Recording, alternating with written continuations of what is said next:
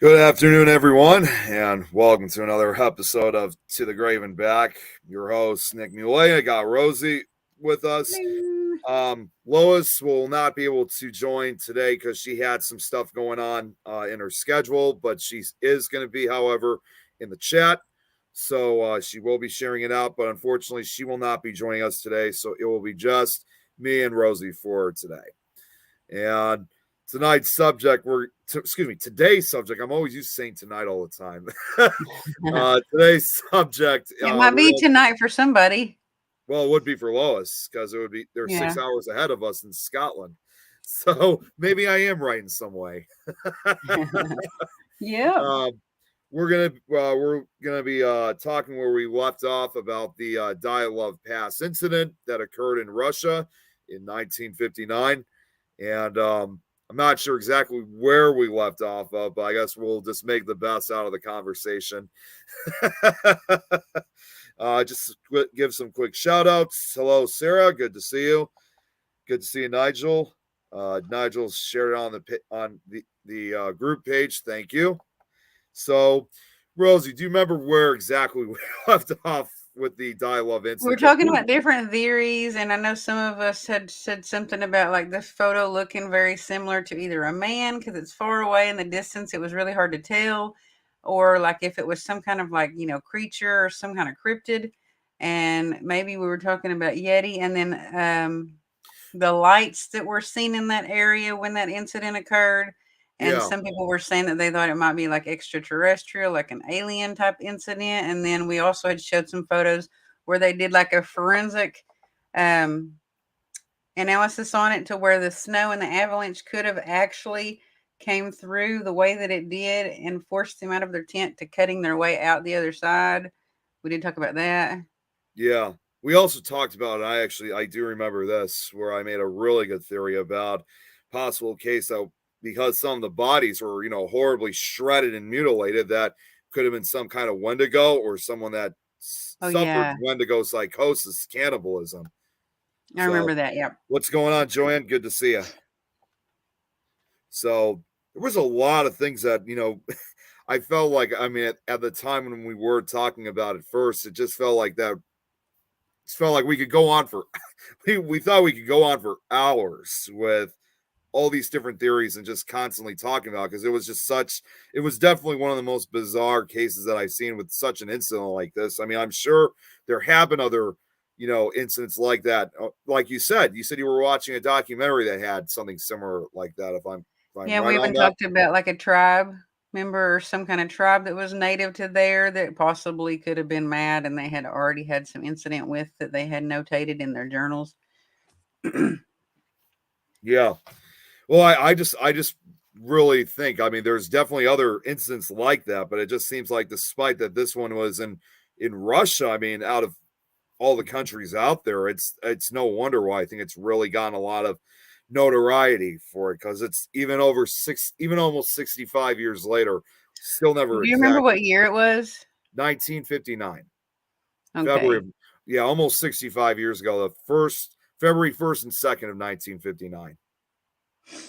Because in 1993 it says there was a very not much spoken of similar incident, very similar in that same area by the creek that was there in the hiking trails in the same, I guess, park, like you'd call it. Would you call it a park? I think more like hiking trail, if any, or Yeah, it maybe a did say hiking nature trail in the area. article that I found. It said hiking trail. It said on the same hiking trail. Another similar incident that's not been talked about because it was 6 hikers, 5 of them passed away and one lived and refused to speak about it. Yeah, Eric just makes another good theory here. He said, for all he knows, it could have been werewolves too. I mean, Yeah. I know Lugaroo? something, or the Rougarou, but isn't that Mhm. more of a Cajun type of creature I for know I said Louisiana? Oh, okay, Lugaroo. okay, yeah, I know they go by. Lycanthrope, Lugaroo, like, it depends on, like, what country you're in, but, like, Lugaroo, I'm pretty sure is what they call it in Romania.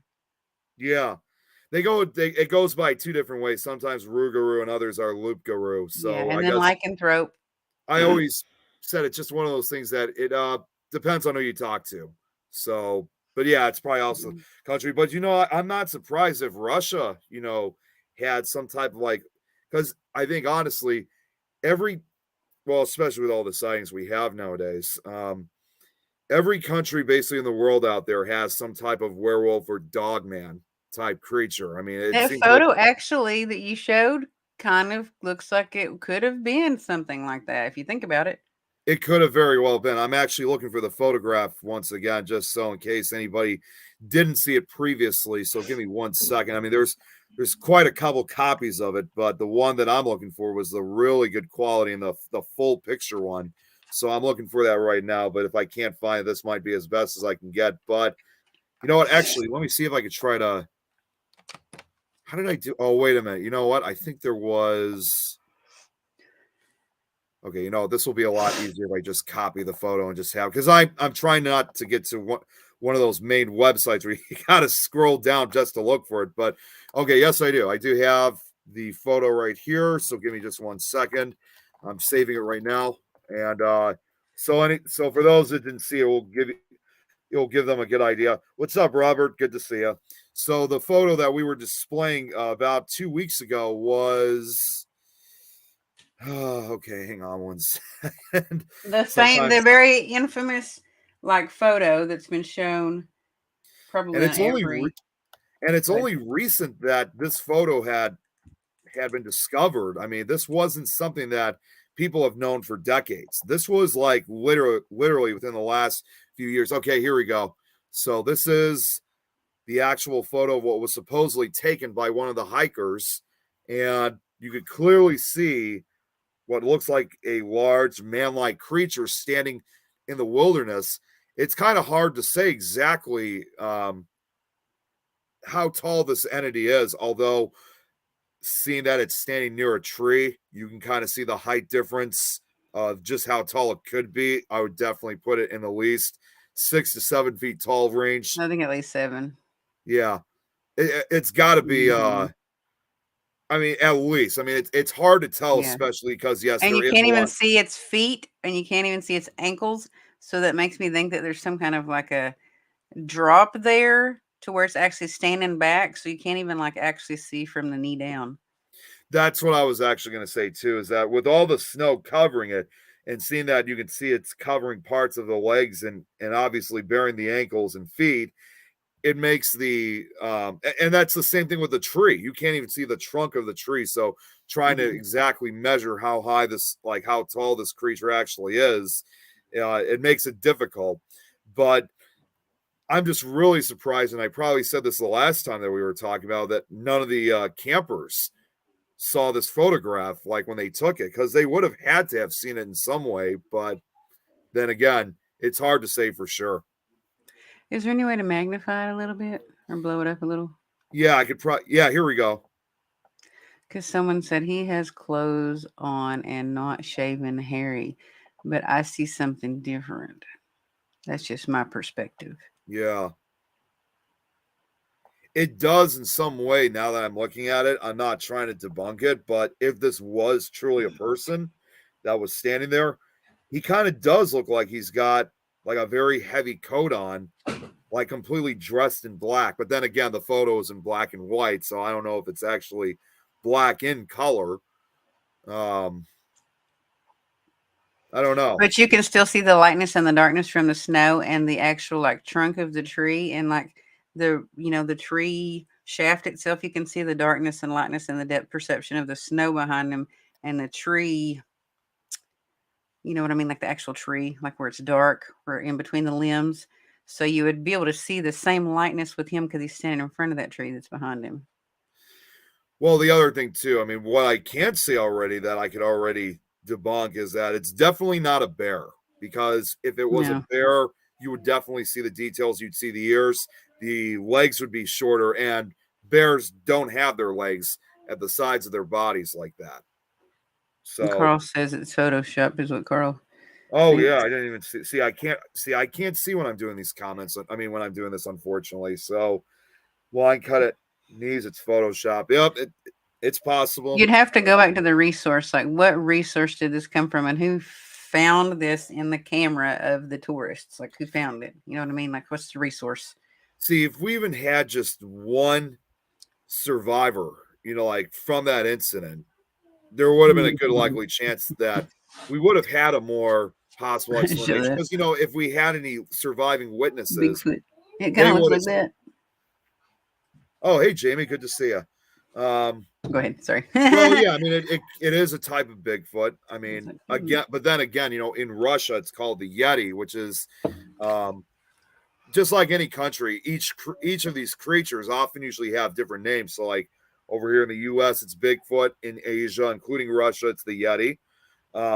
Although I think the Yeti is, I think, a lot more. I think I've always been told it's a lot more larger, and it's also even said to be more aggressive than the North American Bigfoot. So I could sure understand why they thought maybe the Yeti was responsible for this incident.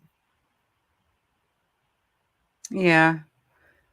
And I feel like if it was a person, there'd be like a lightness, more, unless someone doctored the photo up, like some speculate. If it's a real photo and it's been analyzed and it's got a plausible resource that it came from, like an actual legit resource, then it looks like there'd be more lightness if there was clothes on him, unless he was like wearing like a ski mask, getting ready to rob somebody or something like that. It's hard to, like I said, it's hard to say because the photo is in black and white. So we, until more to, unless someone has a vivid account of how this photo was taken and what the actual color was, we're probably not going to know the exact true color of whatever this figure is, because it may appear in black because it's just under a black and white camera, but in reality, Yeah. it could have really been like maybe a very dark red or brown, because sometimes Yeah. the darker colors you have, if you take a photo, with a black and white camera, it's going to appear black. This is what I see when I said that I see something different. I don't mean like to sound bad, but I see a bipedal being, like a two-legged, two-footed being with Mm-hmm. like no lines of pants on. Like maybe there's hair on their crotch, like if it was a Bigfoot. And they have a belly there that I feel like I can see that they have like a big belly. Oh Like my they god! Yeah, now that you say it, and I didn't even see man that. Wow. boobs, like man boobs. And Yeah. a Bigfoot would technically, because they'd be kin to us in a way, they would have probably man boobs or some kind of pectorials. You know what I mean? Because they're basically just an unevolved version of us. Well, you can kind of compare that too, almost like with the Patterson Gimlin film that occurred a few years later, in 19, almost 10 years later, in 1967, and it was revealed that apparently this was actually a Yep. female Bigfoot, because you actually can see breasts on the Yeah. side of the torso of the supposed creature. Now, I know a lot of people often usually say that the Patterson Gimlin film is said to be fake as well, but the worst part of it is, there's, once again, not only just in the cryptid sense, but also on the even on the debunking sense, there's no documented proof that that was actually fake. Yeah, Carl said, "Did you see Carter's photo he showed on my show Tuesday night?" And I did not see it. I would like to see Unfortunately, that. I had a rough day that day. I was unable to really watch anyone's shows other than doing Don's show later that night. I was exhausted from work. So unfortunately, Carl, I wasn't able to watch it. I do apologize. I'm not always able to watch every show, but I definitely do try to make time for it. But I'll definitely look into it, though, now that you said that. So thanks, I Carl. want to watch it too and check it out. He's now Eric's saying the figure does look kind of whiter. Again, with the black and white photography, it's hard to say, Hmm. but it does have a brightness to it. Yeah, and Eric said like looks like nipples too. That's what I didn't want to say that word, Yeah, but when you didn't even like, I asked you to magnify it for that specific reason because that's what I saw, like pectorials, like teats. Like yeah, I don't know if they're female or male because it's not enough definition and it's not a good enough photo. But like I see teats and I see a belly. So it could even possibly, like, this is just throwing this out there, be a pregnant female Bigfoot that's really territorial and angry that there's people in her area because she's pregnant and gonna have a baby or something, or maybe she already had the baby and she still kind of looks like that. I don't know. like the almost a territorial Like a thing. dog when they still have that saggy belly and their Yeah. teats are like they're weaning, like they're feeding their babies and stuff, and they're still kind of like Well, not back if to you the think about original. it too, it's just the other problem is again about this photo is that it's too bad there's no. I mean, I know I know Russia is a very believe it or not is a very rural country. It does not, despite it being so big and almost to the point where it's almost continental in size. At this point, it could have almost been a continent of its own. Um, it it has a very sparse population. Like unless like you're living in St. Petersburg or some of the larger cities throughout the country, you're not going to encounter very many people throughout Russia. I think they're probably even more rural than the United States is.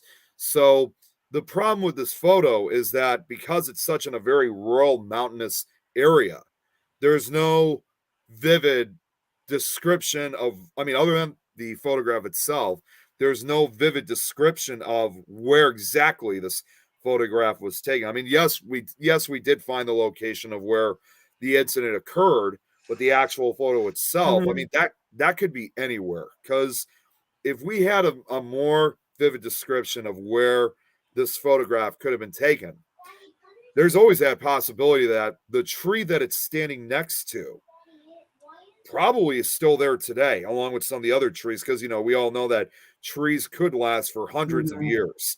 So if we were ever able to find exactly where this would be taken, someone could actually stand like they do with a lot of Bigfoot photos. Like if you had something standing near the tree and you take a photo of yourself standing next to it, you would be able to see the height difference, And there especially. might have even been markings on that tree where the hand looks like it's touching.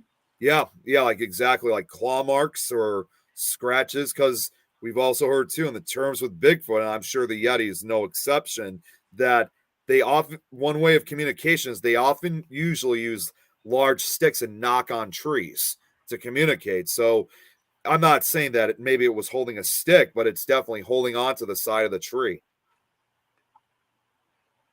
And he said, Eric said, Robert said, why hasn't this photo been processed? I know, that's what I've been wondering, because it was only literally a few months ago that I discovered this photograph on one of the Travel Channel shows. And I thought to myself, well, if it's from 1959, you look at something like the Patterson Gimlin film, where it was that was 1967. And when that came out, That must everybody be one knew of the about people it. that And was it's killed. still, people know about it to this day. How come this photograph in particular has not received that same attention? Because this was pre 1967. Yeah, I'm not. He said it looks like maybe what if it's one of the people that were killed? I'm not seeing that. Like the shape and the wonkiness of it, unless I'm not saying, but back then it wasn't that big of a thing, or it wasn't a thing that I know of. Someone could have been wearing a Bigfoot suit, but otherwise, you can see like the weird, awkward shape of the body doesn't look like a normal human body shape. Well, the only thing I'm just going to point out was, and they said the same thing too with the Patterson Gimlin film. In fact, even when it first came out and when people were trying to debunk it, um, originally Patterson Gimlin and Roger Patterson and Bob Gimlin came out to make a film about Bigfoot. And even when they captured the memorable film, one person actually immediately said, "Oh, that was just one of the ape costumes that was used for Planet of the Apes, which came out the following year." However, the ape costumes only went from the chest up to the face. So, as far as I'm concerned, if this was like a gorilla costume or some type of ape costume, there were no costumes like that in either 1967 or 59. So, I could possibly see that. yeah, Some kind bare of top nibbles, trousers, and a long baggy beard. baggy trousers, like like camping, fishing, hiking trousers, something to that effect. I can see that. Now, Eric makes a good point here. I was just thinking earlier today, someone said if there was a Bigfoot, why don't we see bodies? But what if they bury their dead? And that is something I actually can kind of share that partial belief with, because there is a new sort of belief now that supposedly after when a Bigfoot dies, knowing that sometimes, because there are times that they've had, although in this case, unlike the Yeti, which is said to be more aggressive, for the North American Bigfoot, I've heard on some occasions they have partially that human like mentality. And it's very likely that the reason why we never see bodies is because they supposedly actually do bury their fellow species. And there was one person I did remember hearing from some account that I saw. I don't remember what site it was. It was years ago, but he supposedly witnessed one Bigfoot actually burying a dead one, and even more amazingly, actually kneeling over it as if it was like praying to it. So it's very likely and possible that maybe just like us humans, that Bigfoot are known to bury their own members.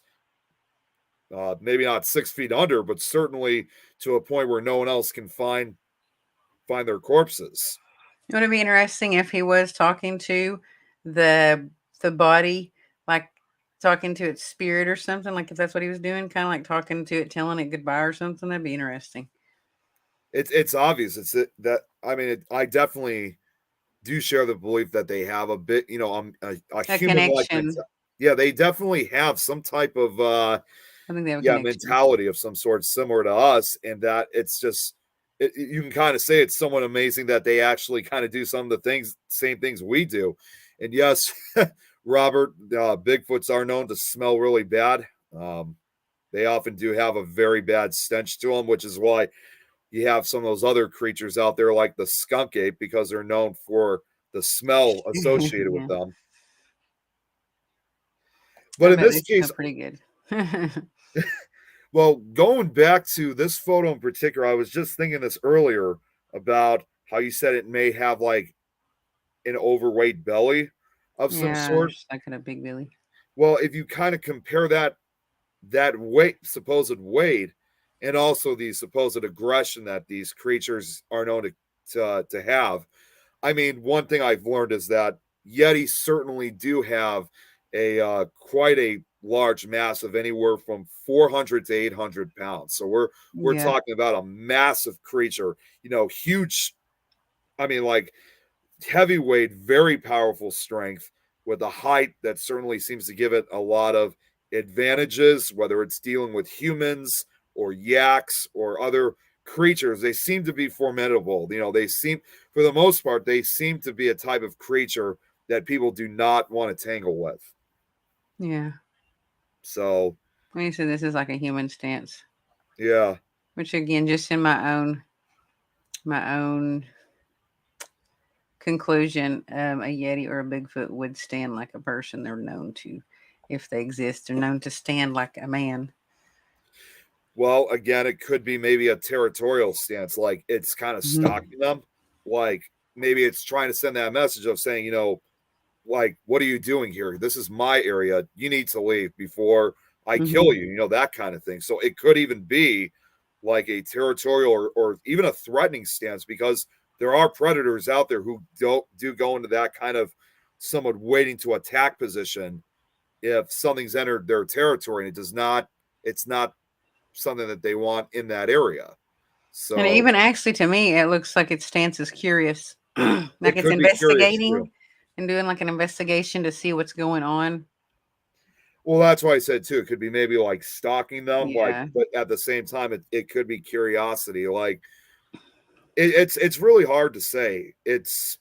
I know, like Carl said, it could be Photoshop, but honestly, the way how I see it is that it could be anything at this point. After all, this is in the foothills of Russia, yeah. and no one ever took any footprints because there were, as far as I know, no recorded footprints or tracks Not to my that, knowledge. that were left after the Oh my after god, the it's a incident. murder scene. What's up, Who Martin? is this person? It's a murder scene. Well, Oh I my mean, it gosh, certainly is a murder scene. We just don't know it if it is. was actually like done by a human or not. So, Hey, people, innocent bystanders cross murder scenes all the time. That's why they're usually taped off. well, That's what why it they're secured by, like officials. Well, I mean, I live in Chicago, and unfortunately, a lot of these shootings Yep. occur all the time. So we probably are always, we definitely are always passing them all the time. With a lot of times, we don't even know that it happened. So, I mean, I know we're of course far more populated, but still, that could be something similar for something like this out in Russia, because we always hear a lot of different disappearances and stuff like that, and on many occasions, a lot of people are never found. So. And Robert asked, why just one photo?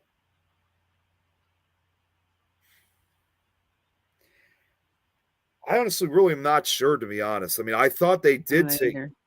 honestly, I actually thought they took a few photographs, maybe not of that figure, but just taking different photos of what they experienced. I mean, again, you have to remember this was 1959. This was long before cell phones were ever invented. So your chances of being out with friends and taking pictures was like the old fashioned picture cameras. So whether they were in color, well, even in 1959, with a lot of people who had black and white photography, because color photography was still expensive at that time. If anyone Uh, can supply more photos and give them to us, we'll give you credit and we'll do another show over it. How about that? Like, if oh, anyone can tell us if there are more photos, if they could dig up, like if Robert or Eric or one of them wanted to go and research this, like even more and like bring back a little bit more like information about the photo situation or like how old the photo is when it was found, or if there's more like a before and after photo, or like, like there's a series of photos, and we could do another show yeah, oh yeah, that would be great. It would definitely be great to and have give some credit. more photos. Because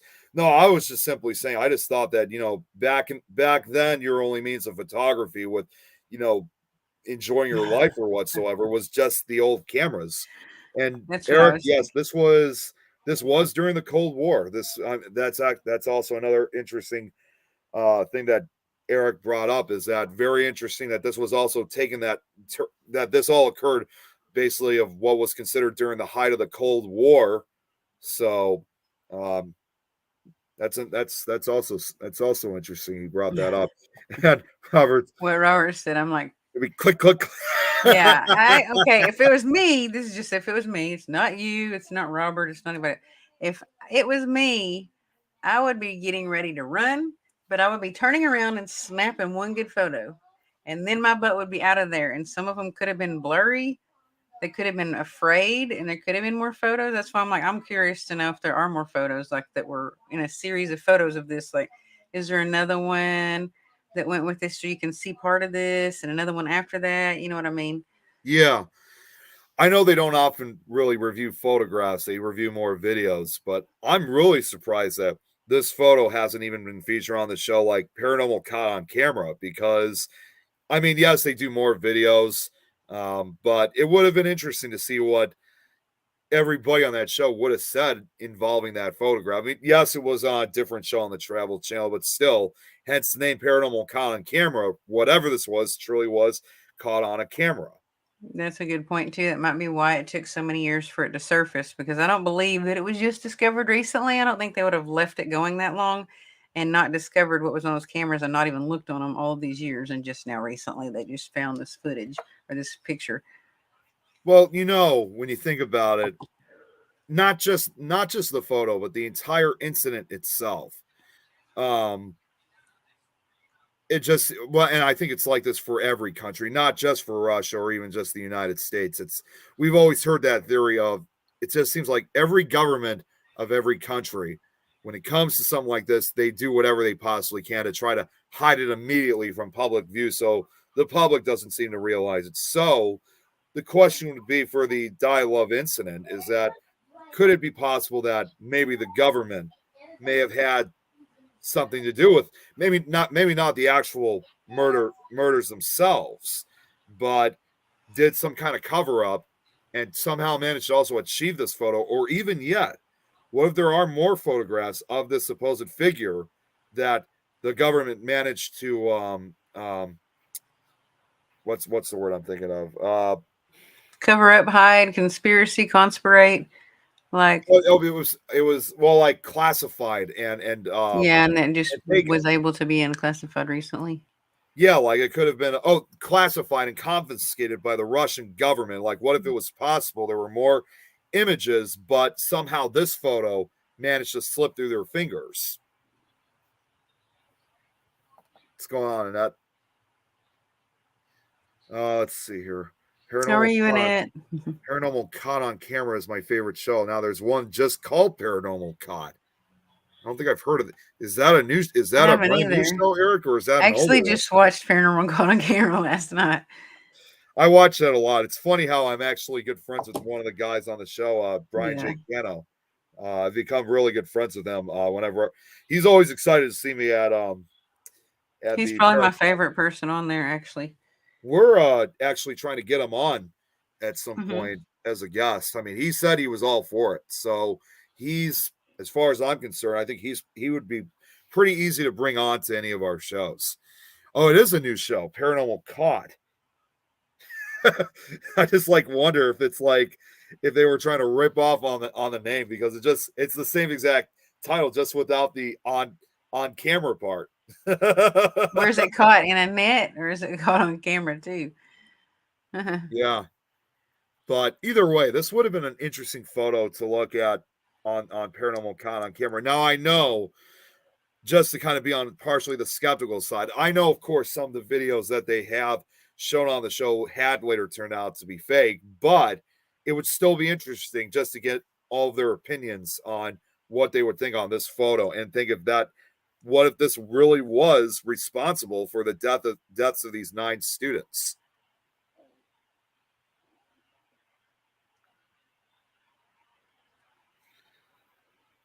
So I didn't realize it just got so quiet there for a second. So, New anyways, one. Why just one I'm gonna, person? anyways, I'm gonna stop the screen here. But okay, Robert just I was said, reading Robert's comment. why just one person or thing? So his or its home must be local to travel in thick snow.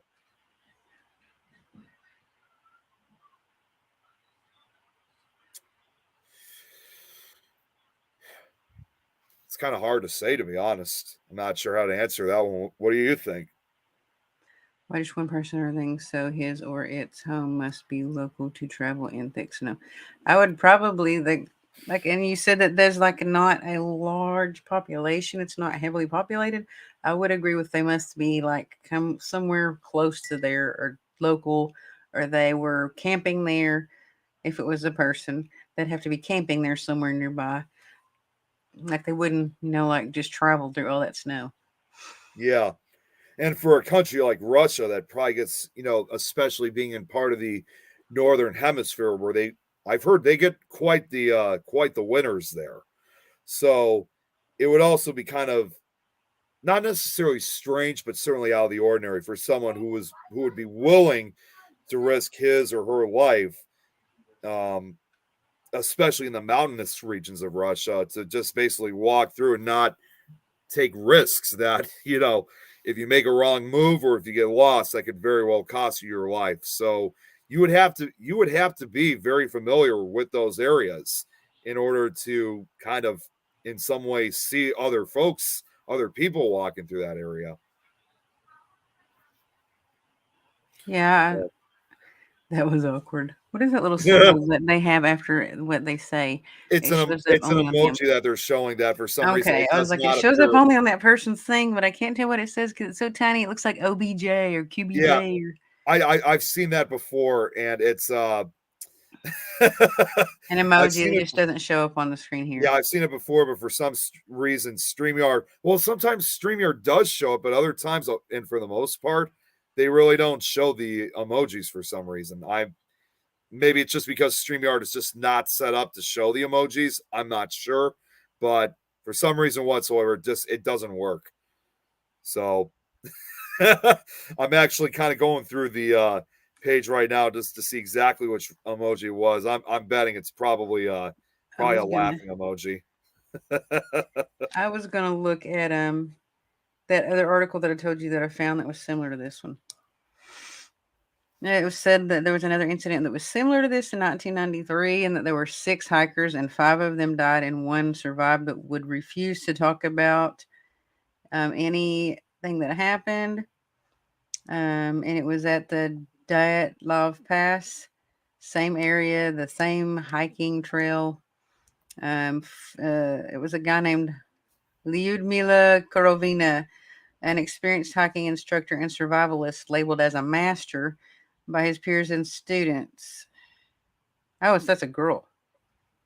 It's a Oh, okay. female. Sorry. Lyudmila Korovina. It's a female. And had planned a hiking trip with 6 of her students to the Kamar Deban mountain range, which is the same mountain range this was supposed to have happened. She was very experienced in that area and a popular tourist and considered that a safe place to hike. So she had been there multiple times in that same exact area. Now that's interesting that that occurred all over 40 years after the last incident that occurred in 59. So that Yeah. definitely would give that it should have been given that rise of belief, knowing that it happened probably not far from where the original incident occurred, that there definitely is something out there in those woods. Yeah, and there were students with that instructor that ranged from um 23 down to like the age of like 15. Oh, Six, yes, geez. 5 different students with her. Wow, so these are all basically kids. So it was a group of 7, sorry. A Okay. group of 7 arrived at the mountain range in the town of Marino, excited for their journey. And one of the people was her daughter. Jeez. Um, they went hiking 2 groups. They split up in 2 groups and went on 2 different hiking trails, and they intertwined, I guess, or met up across each other. At one point, all of the students were ready to begin a hike. At this was the chance to prove themselves as experienced. Um, and this is what they dug up as far as evidence and factual like stuff that was probably like collected by local officials or like like police or whatever in that area, because this person that survived refused to speak about anything that happened, so it couldn't have been like really like their, what do you call it, testament, like their testament of what happened. Right, right. And I'm not going to read all of it, but a group of kayakers noticed something in the tree line later on, and a girl saw a bunch of dried blood and identified herself as such and such name. And she was slowly able to tell the story of what happened to the other 6 people. So, like, that's just like this article that I'm going to send to Nick. So, if we want to talk about this another time and anyone wants to give us some photos or something like that, Yeah, of, definitely. then we can talk about this also further, like dig deeper into it. We can almost do like somewhat of a part 3, because then it's like we could kind of compare the 2 incidents and see just about how almost similar they really are, knowing that they occurred in the same, almost in the same area.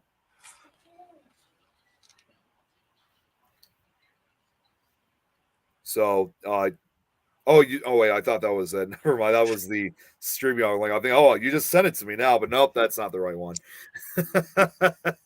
Yeah, you can try to figure out how to pronounce this.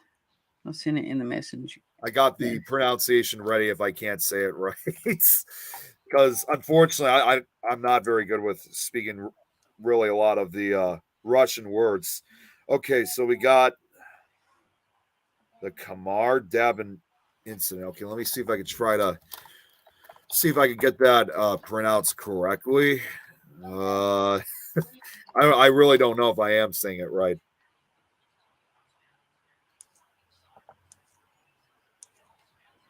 So it's a similar incident, but it played out differently because there is a survivor. Do I? Yeah, Daber. Okay, so I got one of them. One of the words is Daber. That's how you say it. As far as the other one, uh, I'm not sure if. No, it doesn't say yet that there were any tracks, Eric. I don't know if there were or not. I didn't read this whole article because I just discovered it about an hour ago. So I'm not sure if there were tracks or exactly how this unfurled. Kamar. Okay, we were right. Yeah, the Kamar Dabin incident. That's how it's pronounced. Yeah, it definitely is sad, Linda. You just read this one, if I'm correct, because I was still I was still searching, but you would think that an experienced hiker would recognize tracks. Well, especially out in the snow. If it was out in the snow areas, then it definitely would have been easy. But then again, if you're dealing like with a snowstorm, it would definitely cover it up very quickly. It's true. I mean, Yeah. that's the same thing too with the 1959 incident because yes, they may have captured something and maybe it did leave tracks. But again, if you're in the northern portions of Russia, which is known to have like a lot of these harsh snowstorms, those tracks are going to be covered up very quickly. So it would destroy any evidence for us, for us to ever really know if they ever did truly, if there ever were any tracks that were left behind by this creature. So, what exactly? Oh, this was in August of 1993, so this would have been during the summer. And a lot, not so long ago. Well, I'm even looking at their photograph. You can even see it's during the height of summer. They're wearing shorts and whatnot, so it definitely there definitely wouldn't be any snow during that time of the year. That was the Dyatlov Pass incident. That was in 1959, February 1st and 2nd of 59. And then this other pass, the Kamar Daber incident, was on August 2nd of 1993.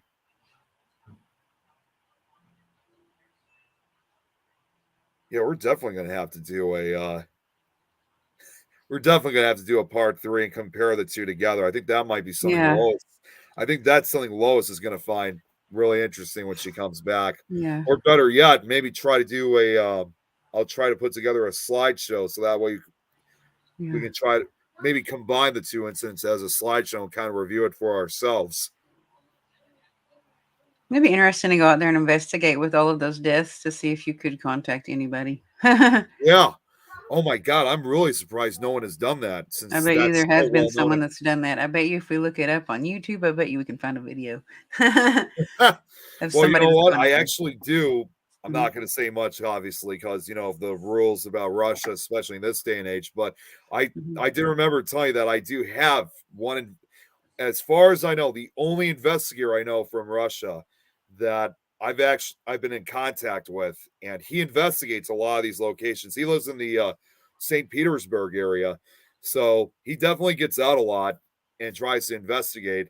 Of course, I'm not going to mention exactly who his name is because with Russia's strict laws, I definitely want to keep him anonymous for his safety because of how the Russian government operates nowadays. But he really has captured a lot of pretty interesting evidence. In fact, I don't know how he was able to do this, but when we were talking earlier about paranormal caught on camera, Mhm. he actually did appear on an episode on that Yeah. show. Awesome. Yeah, he did. I don't know how he did it, because Paranormal Caught on Camera is a US made show, but he was able to take part in the show. He showed his evidence and he was even able to talk about it. Although, of course, him being living in Russia, he doesn't speak English at all. So the only time I'm able to chat with him, obviously, is through translation. But he really does know how to really investigate. He's become a really good friend of mine, and hopefully, maybe at some point, I'll reach out to him and ask if he's ever investigated that. Because if he does have evidence about what may have happened to those 9 students over 65 years ago, that would be quite interesting to share in some way. Yeah. Okay, so some kind of expert on animal claw marks, teeth marks. Even I can tell that a man or a person was killed by an animal. And oh geez, Eric knows what I'm talking about, so he knows exactly which investigator it is. But still, I'm not going to mention his name for his safety reasons. I just wonder if there were any people that have gone out there and privately investigated that area that you could find some kind of video footage of, and they got any response or reaction or anything at all.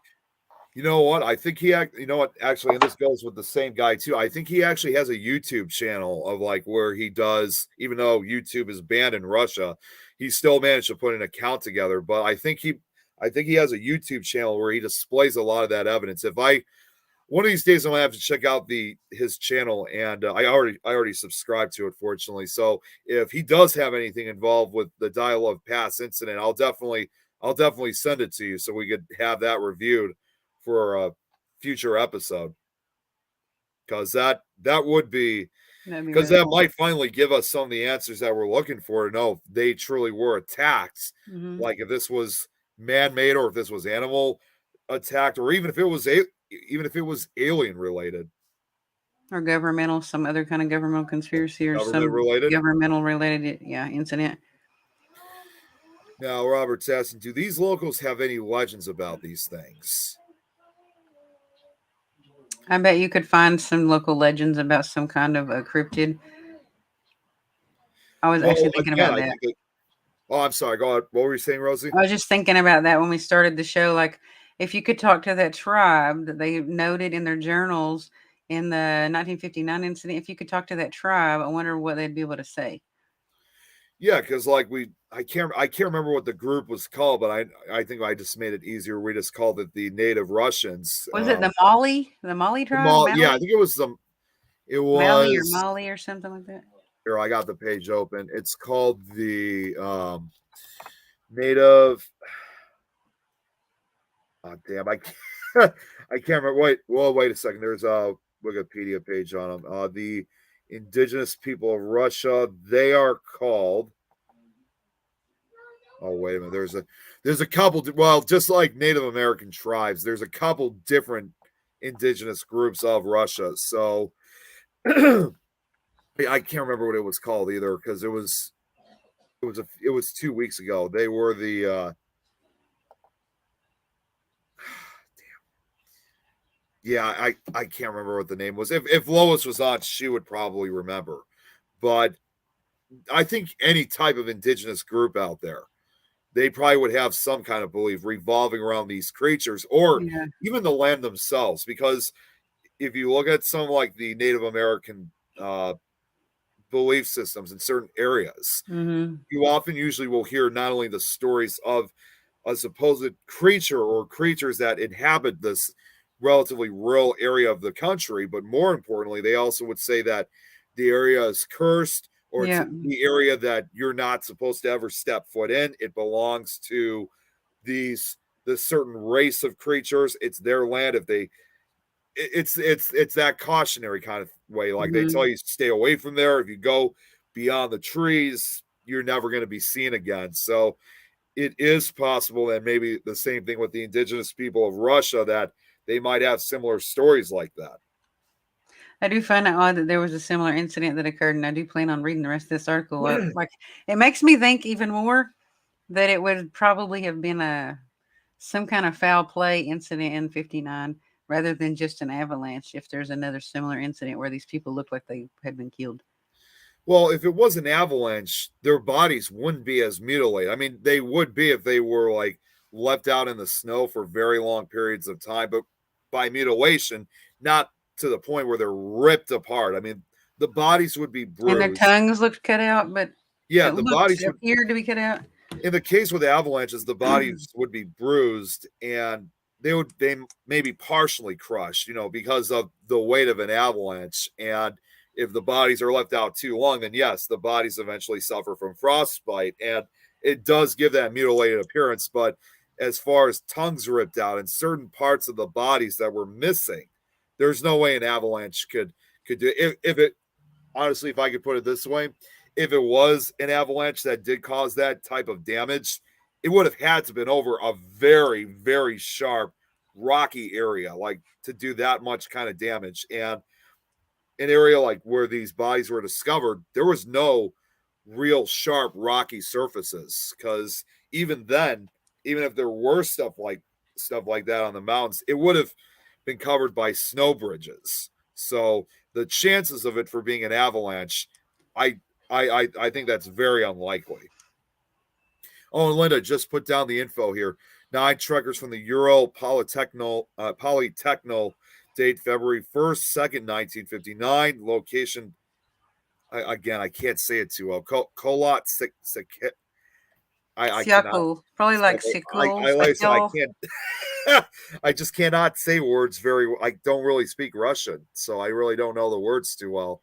So There if were I indications of other people nearby on the Kolotsiakal apart from the 9 travelers.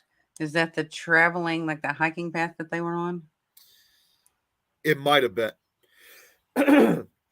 And Let's see. Lena, no, I was just saying when it comes to Native Americans, I'm sure Russia has like their own indigenous group, which understandably would be called Native Russians. So with what I was saying before was Mansi, the Mansi the tribe. Mansi. That's what it was. Okay, yeah, I felt like that we were using a different I word think I for it. said the Mali, but it was You said Mansi. Molly or something like that. It was the Mansi. That's what it was. Native to that specific area.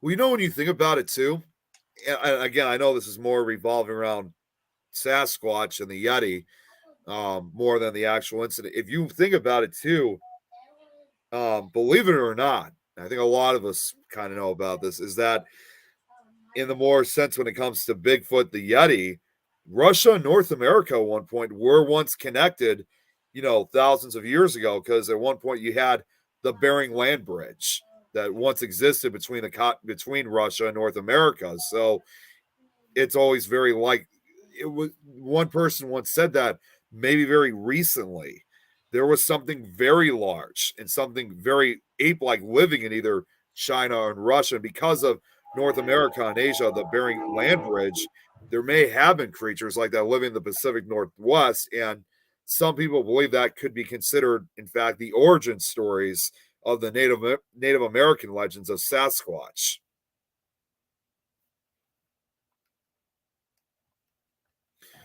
Train. I was doing that. I'm muting it because there's a train. It's loud. It's really I loud. keep forgetting you live close to the railroad tracks. So, It's very yeah, the loud. woman's tongue was pulled off and cut off. Yeah, pulled out. Yeah. Yep. See, Eric exactly knew what I was talking about. Yeah, Man because, is driving them north. yeah, Hmm. man was driving them north. Yeah. Well, when you think about it, again, I know it's a little bit off what we're talking about, but I know there's some people who believe that, Bigfoot is now this extra dimensional or even extraterrestrial type creature out there. Like there's this new theory on it. But for me personally, I stick to kind of the original speculation because for me, I think Bigfoot and Yeti are the so-called Gigantopithecus, which was said to be Yeah, the I do. largest ape that ever lived.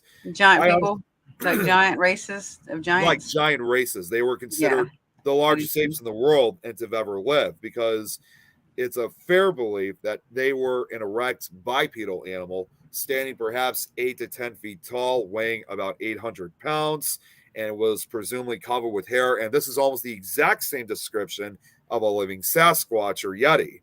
And they were said to live in mostly the Asian countries, Pakistan, China, India, and Vietnam. And I think also Indonesia, China. It wouldn't be the least bit surprised that they may have also lived in what is now considered modern day Russia. So the Yeah, fact that Robert said it was driving them north, it was said that despite their huge sizes, I think maybe because of their huge sizes, they didn't really have that many enemies.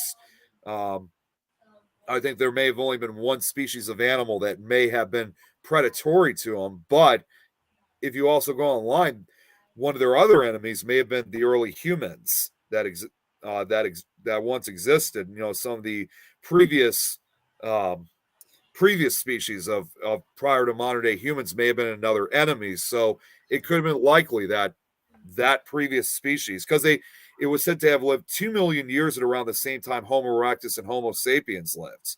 So even those species could have been some type of an enemy and could have the driven. giant that you're talking about, the giant race. Yeah, well, not just Gigantopithecus, just even the earlier forms of human evolution that, despite Mm. their much smaller sizes, they would have probably attacked this Gigantopithecus in groups. So it could have eventually driven them north across the Bering Land Bridge, and that's when they could have. That's how we probably eventually had them end up in North America. So when you look at something like the Dyatlov incident, the Dyatlov Pass incident, um, you're kind of almost looking at almost the original site of where these creatures came from in some way, shape, or form, even though we don't know for a fact if this really truly was a Yeti attack.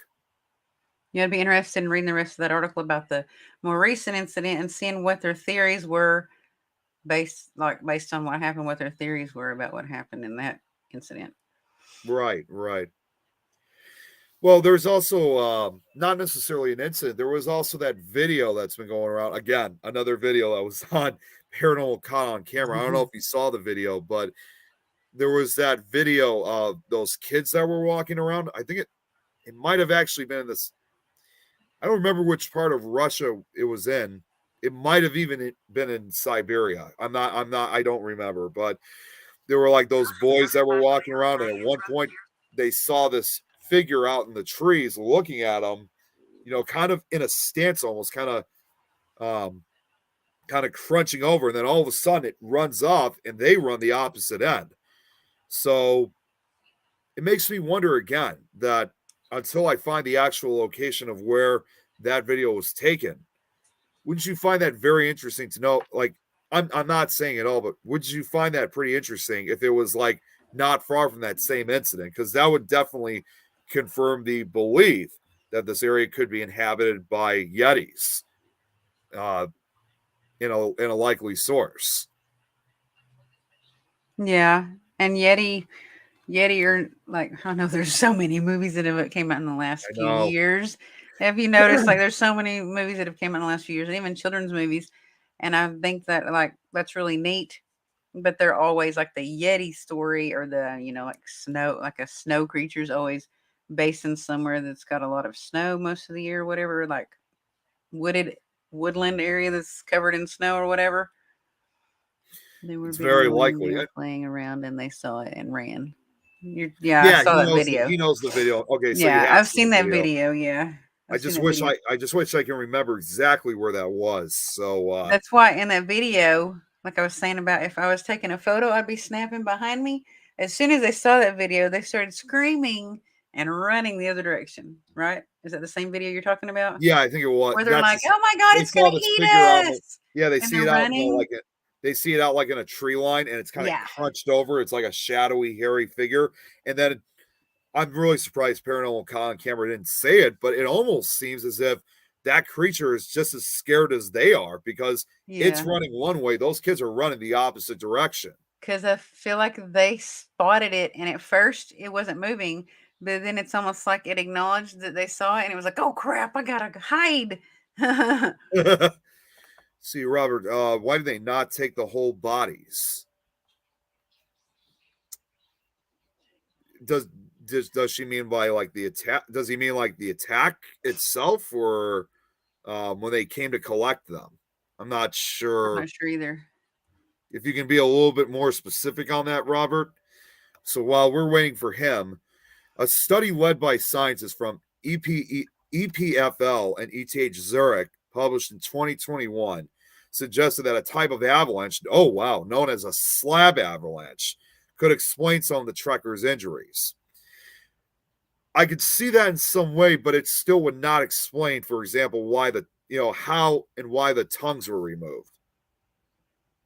Yeah, and not only that, the eyeballs were removed out of one of the skulls, Yeah, like the they were pulled eyes. out, and like I mean, yeah, I don't know in that area. There's probably not a lot of buzzards in the snow, but other animals, I'm not sure. Like if that could be a possibility that they ate the eyes and they ate the tongue.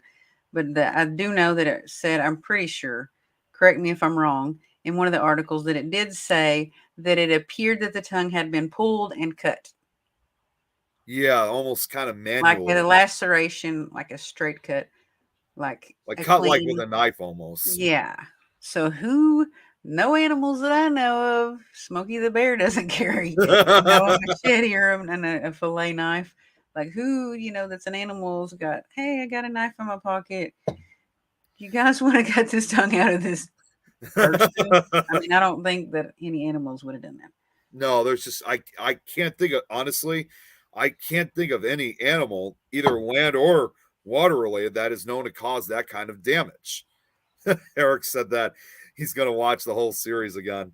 If you're talking about Paranormal Con on camera, Eric, you may want to wait on that because I heard that I think a new season's supposed to be happening soon. So they're still running the current season. So I would, I would wait on that. They are left the bodies. Oh, that's okay. That's what he means. See, Charles makes a good point. He said maybe it was considered a warning to not by killing and mutilating these students. It was to serve as a warning for anyone else that did try to venture into the territory of it. And the tongues were taken too. Was there something involving cows too? I don't remember. I mean, I've heard of incidents like that, but honestly, I don't even remember hearing about cows involved in this incident. Okay, Robert now says, if it was food, why just the tongue?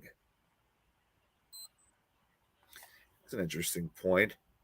I mean, I know there are certain parts that are considered favorable by certain predators, but the tongue, I've never really heard it being a favorable item for any type of predator. Okay, so you'd have to have timelines as to how long they were in the open.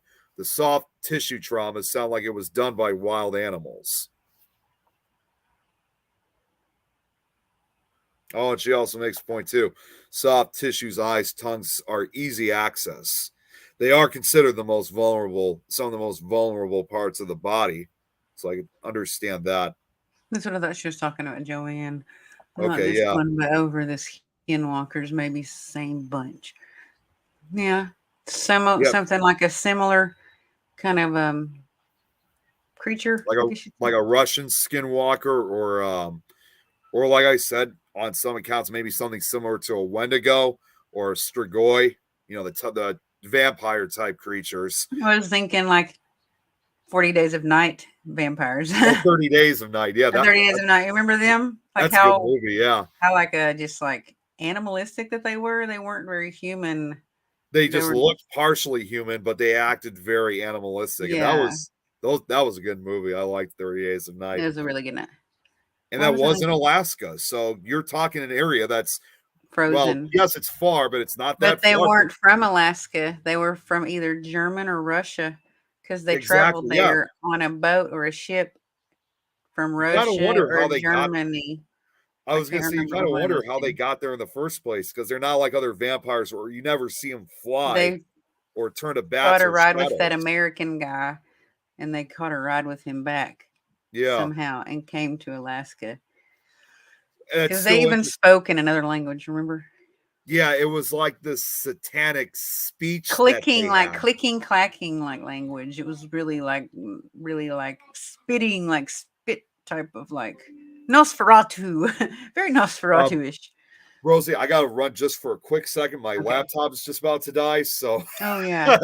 My laptop's going to die any minute. I'll be right back. So, if you can keep things going for the show for me, I'll just be a minute. I think when they died with mouth open, wild animals, I would say as much as they probably had trouble keeping their mouths closed, being that cold out in the open, they probably did that with their mouths open.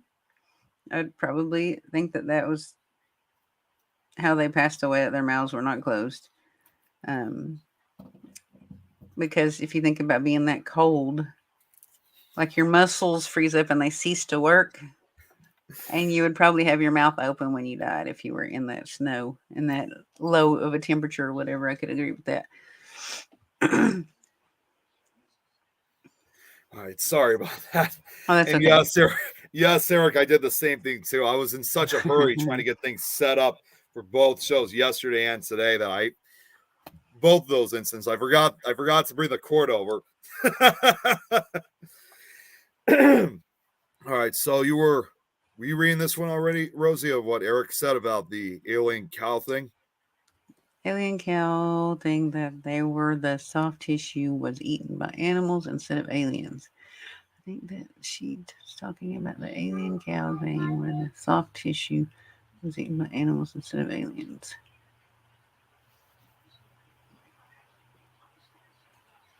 I would say the animals would do that.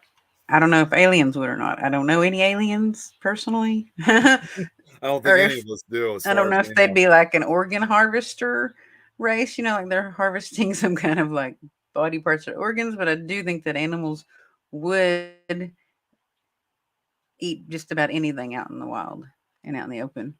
That there's going to be coyotes, hyenas, like um, just wild animals, lions, bears, whatever you have that's out there that's like fighting survival of the fittest to survive and to live.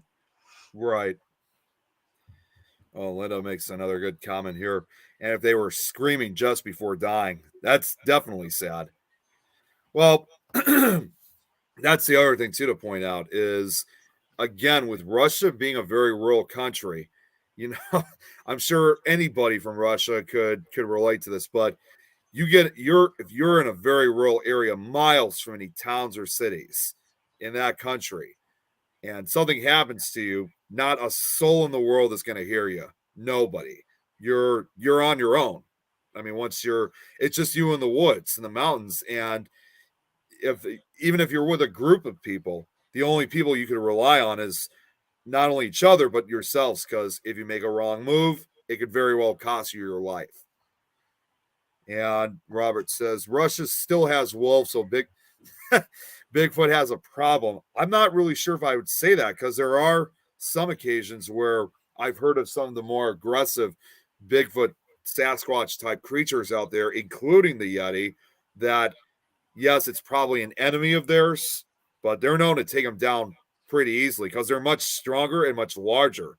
It's pretty much no reason why I mean, there's certainly no reason for me to know that I've heard of stories where people may have encountered coyotes or wolves in the woods, and then they get that predatory sense, and it chases and scares them off because they know something bigger and badder is coming their way. So a lot of times I've heard when it comes to wolves and coyotes, they actually do whatever they can to stay clear of these creatures because they know if they stay and try to fight back, they're gonna die. I really hate to mention this because the one and only thing that grosses me out more than anything in the world is what I'm about to mention. Oh boy. But anytime something's dead, also, it depends on the temperature, but usually maggots come Yeah. I mean the and cows with the infest. sorry, I was just gonna Oh, read. go ahead. I mean, the cows with the soft tissue scientists said it was animals and bugs that eat the soft tissue instead of aliens cutting it out. But it would still take quite the amount of time for them to actually remove the eyes and tongues if it was done by insects or even certain animals. But it all depends because, like, I think if it was a bear, there probably would have been a lot more damage. Because if it was like cut out almost like in a surgical kind of way, there's no way that a bear or even a coyote could do that because they would have inflicted a lot more damage on the corpse. I'm also pretty sure that if it was any kind of insect, there would have been a pattern and they would have brought in some kind of insect expert, or there would have been some kind of saliva or some kind of like trail left behind from the insect. Or any type of DNA evidence. Yeah. Yeah, that's what I meant basically. Like some kind of Although, evidence that it was an insect or a swarm or, like some kind of, a group of insects. well, there's also one other problem involving when it comes to insects is this is during the middle of winter and not very many Hmm. insects do survive. I mean, there's very few species of insects that could actually survive, especially harsh winters like that. Yep. Um, I don't know of any in particular. I mean, I'm sure there might be a few, but I think most of them would never be able to survive a harsh winter like they would up in the northern hemisphere. So hunger and pack work as a team. Well, yes, that's true, Robert. But even with a pack of wolves or coyotes, they still have been known to be chased off by Bigfoot because they know that this is something that they just cannot take down themselves. They know that it would be an act of being killed by these creatures. Linda says, I've heard Bigfoot height ranges up to 15 feet tall. I mean, I've heard of them getting up to 10 feet or even 12 feet tall. I never heard of them getting up to 15 feet tall.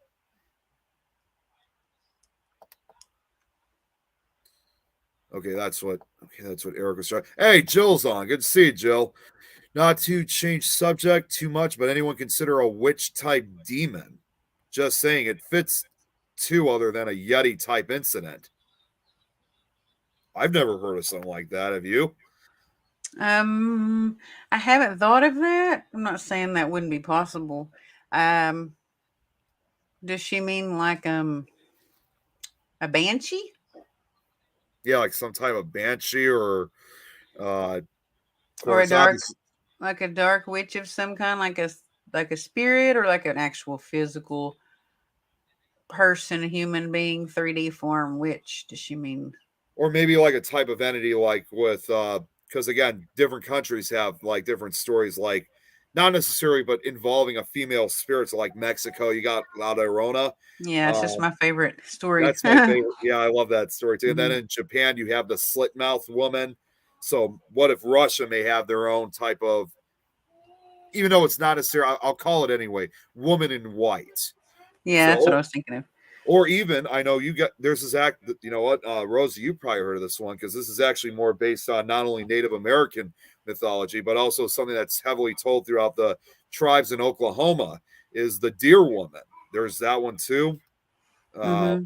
or as like Eric said, a skinwalker would be a witch type spirit. Or what if it was even actually the tribe that lives there? What if it was even some kind of god? A god of some sort. That's another theory. Hmm. And then And that like, would kind of explain the repetition after I read this article. Like, I don't know how similar it is, but it would explain sort of like the pattern of like after so many years, a repetitious incident occurs, right? You know what I'm saying? Like a cereal right. god, sacrificial, like cereal god or something like that. Incident occurrence. Maybe.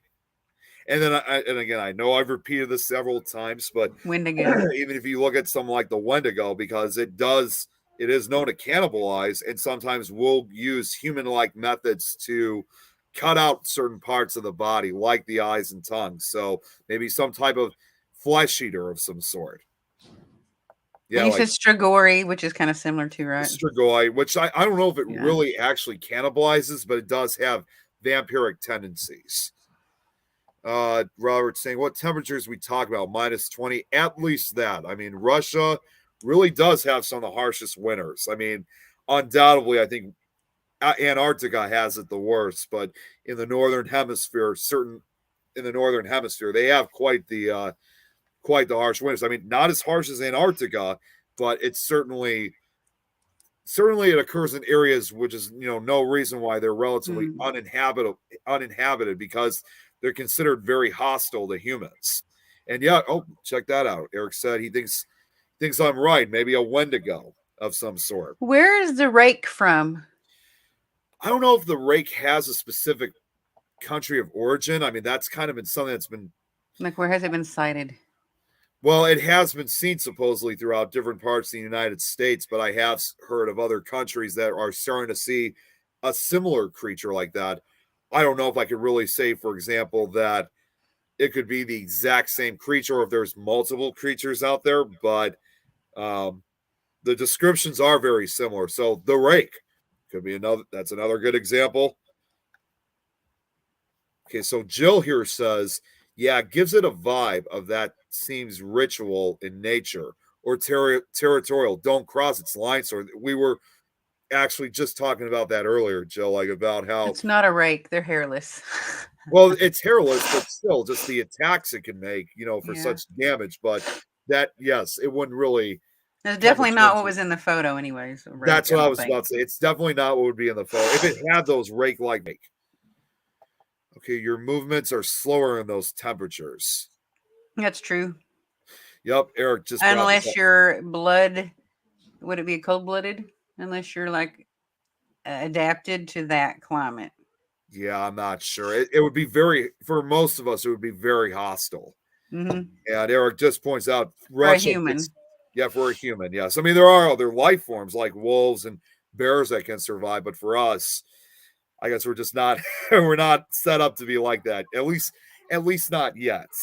But Eric even points out that Russia does get 50 to 60 below. So that's that's not good. And Robert also makes another good point is how do you keep warm if you're in an area like that? I mean, a simple bonfire, that's not going to always cut it. Yeah, it says on here rake is not real. The rake is a creepypasta created entity. So Well, they say it's a creepypasta icon, yes, but people have said that they're now claiming that they're actually that somehow this entity has been brought to reality, and now actually people are giving accounts and descriptions of being attacked by this thing.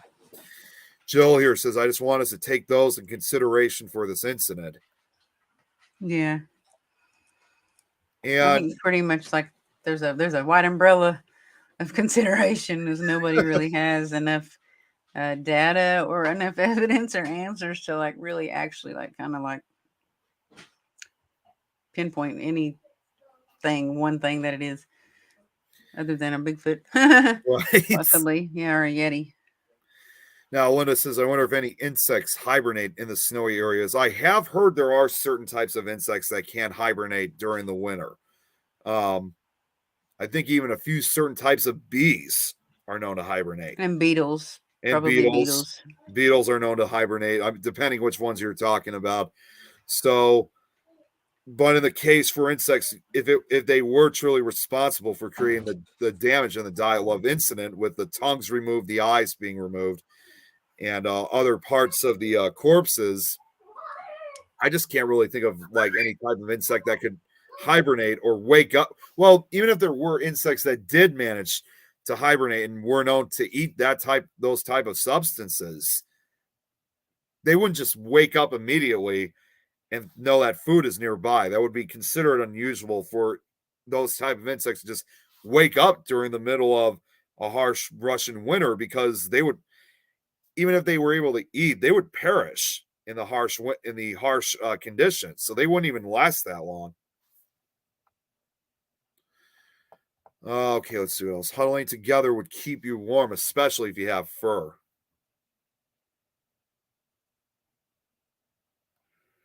Robert's also saying, wonder if spirits have invaded. What? Again, that kind of goes back to the Wendigo belief, because it usually will take over a person and eventually, cannibalize the other people. Now, Joanne says in Alaska, the winters are not a damp winter, so 40 below. It's really not hard to tolerate. And I could understand where Joanne's coming from that, because even though Alaska is a U.S. state, it is connected, to the rest of Canada. So I can understand where Joanne's coming from, because obviously whatever Alaska gets, a good majority of Canada gets as well. They experience the same exact types of winters.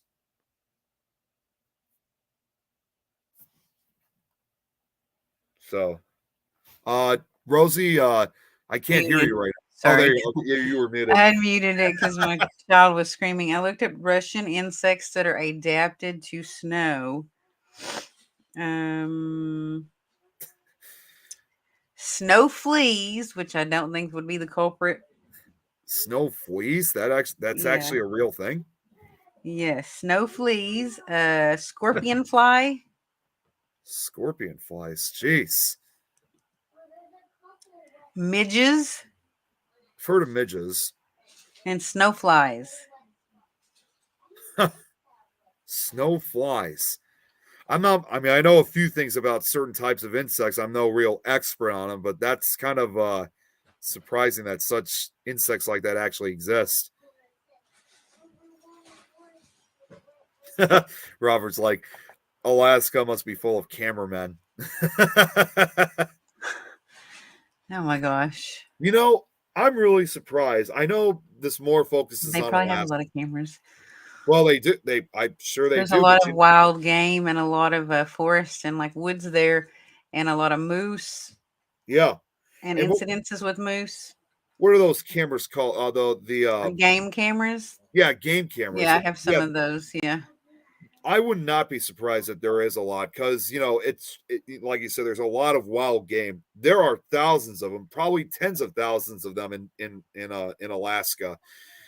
I'm just really surprised. And again, I understand that in the case with Russia, they're more rural country, but I'm surprised there aren't that many game cameras also in Russia that you would have expected that they would have captured something like that. I mean, maybe not back in 1959, but they would have captured such stuff like that over the last couple of years, especially near the area for the few residents that actually do live in the area. So many questions. Yeah. Some asked him, how could you stay warm cuddling together? He's talking about like how would you be able to survive if you were out in that area. Yeah. Joanne here says we are really damn. My sister-in-law lives in the Yukon and freeze when they come down here. I'm not surprised. Scottish midget. Okay, I was wondering how you spell that. I don't know if that would be the type of insect that would have caused the incident. So, oh, check this out. Robert said there's a bear I saw today use whole camera on selfies. Huh? Like they touched the camera, or they like pressed something on the camera, or they were like they saw the camera and they knew it was there, and they were like acting a certain way in front of the camera because they acknowledged it was there. I've gotten some pretty like cool. Joanne, Yogi at it again. Yeah, that's what I'm like. Domesticated bear. I have seen some pretty have you not seen on TV some pretty interesting videos of bears doing some pretty smart things? I've seen a few of those actually. Like trying to open a car door and get inside of a car because they wanted a bag of chips and they got in there somehow.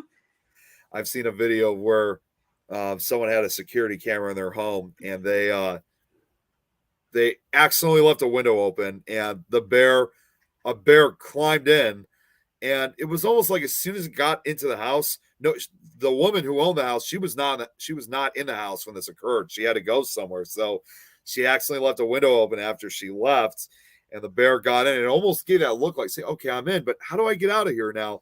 And at one point, he gets on his 2 feet. He gets up there's a piano, so he pushes down on the piano keys and starts walking around. But I think eventually it found its way out. But when the woman came home, though, she found food and stuff trashed all over the ground. She actually thought it was a burglar that broke in until she reviewed the video and saw the bear. But they kind of do, they do sometimes have some smart moves. It just might be a gremlin. That's what that makes me think of as gremlins. Having gremlins. If it was, I'm not trying to be funny. I imagine if it was actually gremlins, those like everything you're describing reminds me of the gremlins. Well, one other thing about the Dyatlov Pass incident, I know this is more focusing on Alaska. I'm really surprised that, again, another Travel Channel show, the Alaska Triangle, which really good show, by the way. I always enjoy watching. I actually have a good friend of mine who was on at least 3 episodes. He's also an investigator. I don't know if you know Mike Ricksecker. He does Haunted Road Media. I know who he is. I know who he is. Yeah, Tom McNicholas and I, we often there's never a year that goes by we don't see him. He's become a very good friend, and he's got something going on in Fort Wayne in June, and he took part in the Alaska Triangle show. And even though it's more focused on Alaska, I mean, they do talk about some of the certain unusual events that have occurred out in Russia. I'm just very surprised that they've never really have done any type of analysis or like section on the Dyatlov Pass incident. I mean, I know it's more on Russia, but still, because again, you have to remember that Alaska and Russia were once connected by the Bering Land Bridge. So, and Alaska has had its own incidents involving Bigfoot encounters and also attacks like this, not just with Bigfoot, but also with skinwalkers and Wendigos. So, and the fourth kind, like the alien. The fourth kind, yeah, but involved the white in the entire owl, Alaskan Triangle. Yeah. So, and there have been disappearances, and I think on at least one or two occasions there were two accounts where there were, well, two incidents where it had a very similar attack to it. I don't remember exactly what and where the incidents were. I'm going to have to look it up and, obviously save that for another episode. But it's Alaska seems to share a lot of those similarities with Russia. And yes, I know they say Russia won't allow that. Yes, I know. But still, at least they could have at least looked over the Dyatlov Pass incident and could have given their theories on what could have happened to those 9 students. What does Russia not allow? Sorry, what was that? What does Russia not allow? They probably wouldn't. They probably would not allow anything of the U.S. Russian media to get involved, like filming or whatever. You know how they are. They're a very secretive country, and unfortunately, they're not.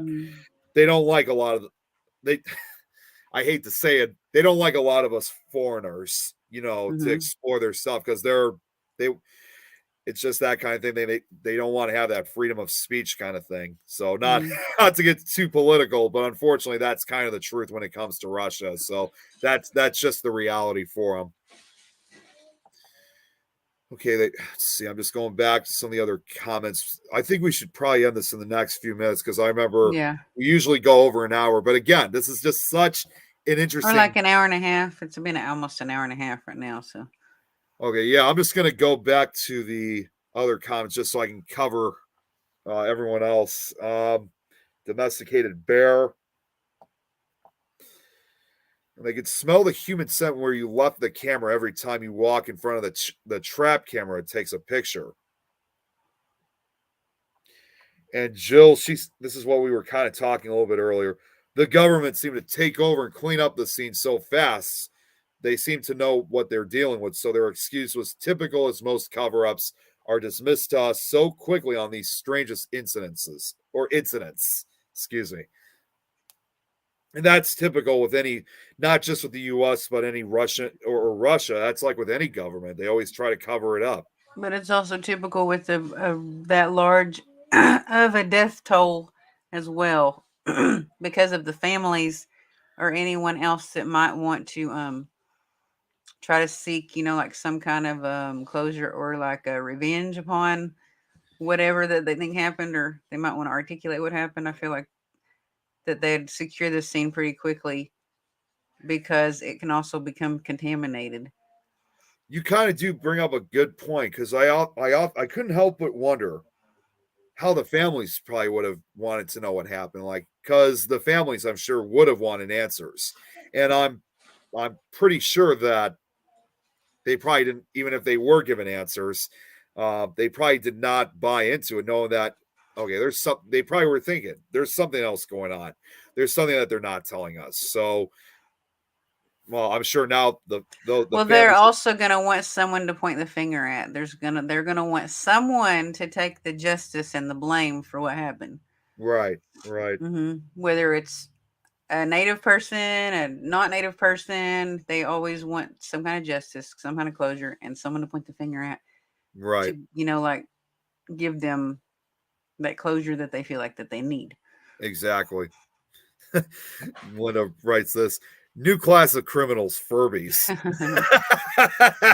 Furbies, like the toys, or Furbies like fur babies? Either way, I don't even think that existed back in 19. Furbies were scary too, though.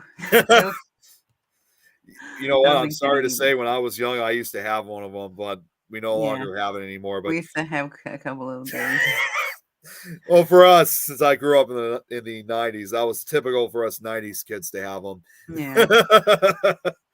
But like I said, I don't even think they existed back in 59.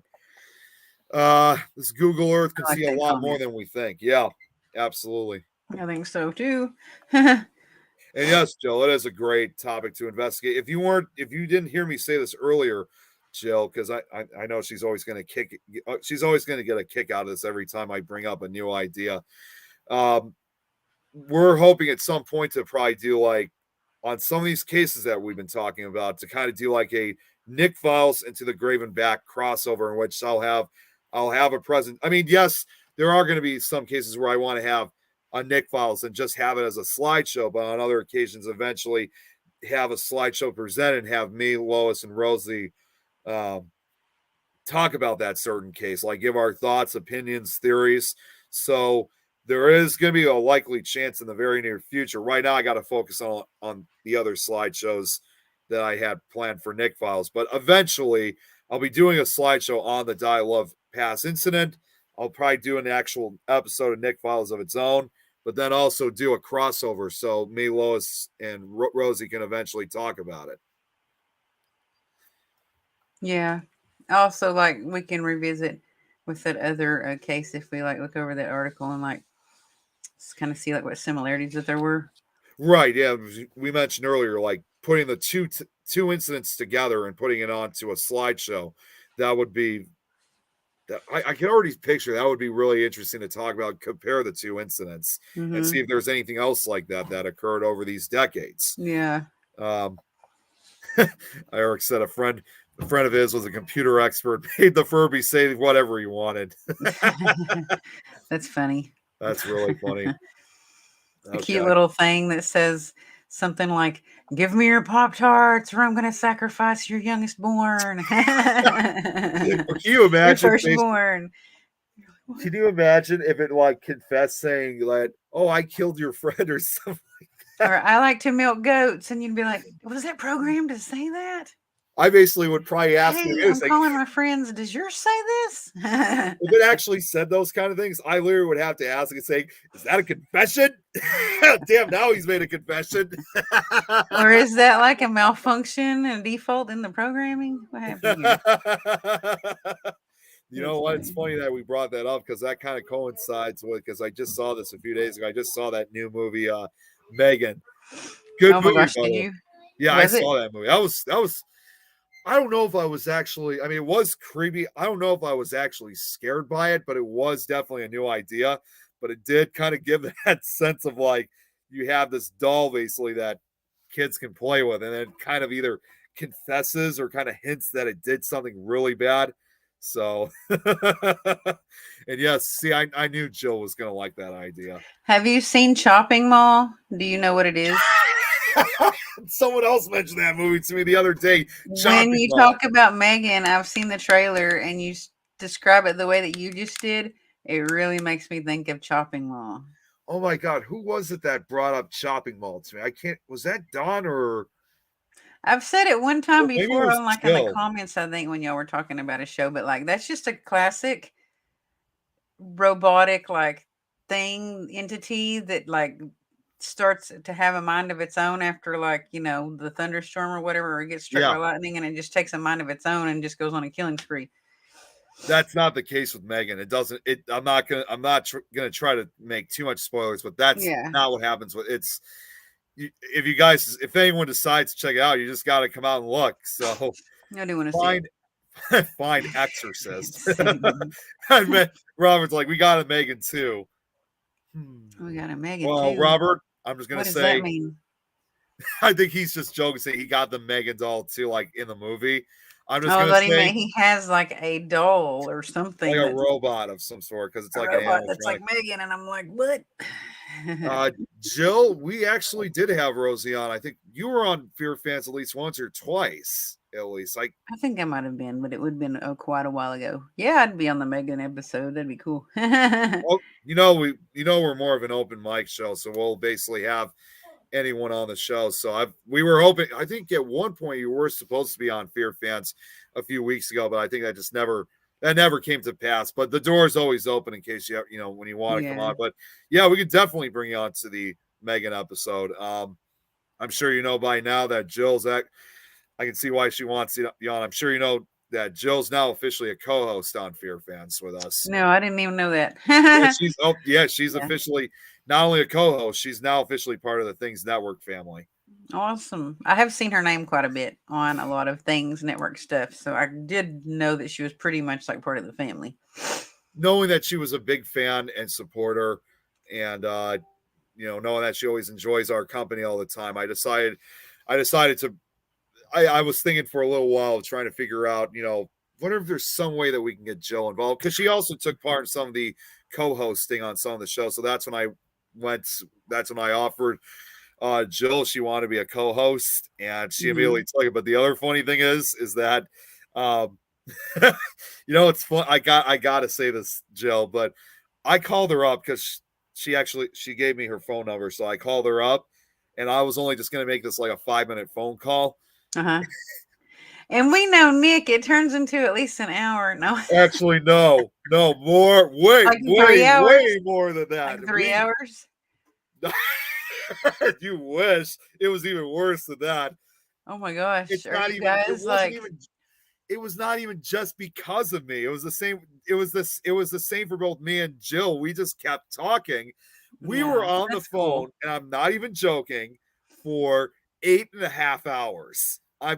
How in the world did you have to like turn the like mute it while you use the bathroom and brush your teeth and like use the make No. food and all that stuff? No.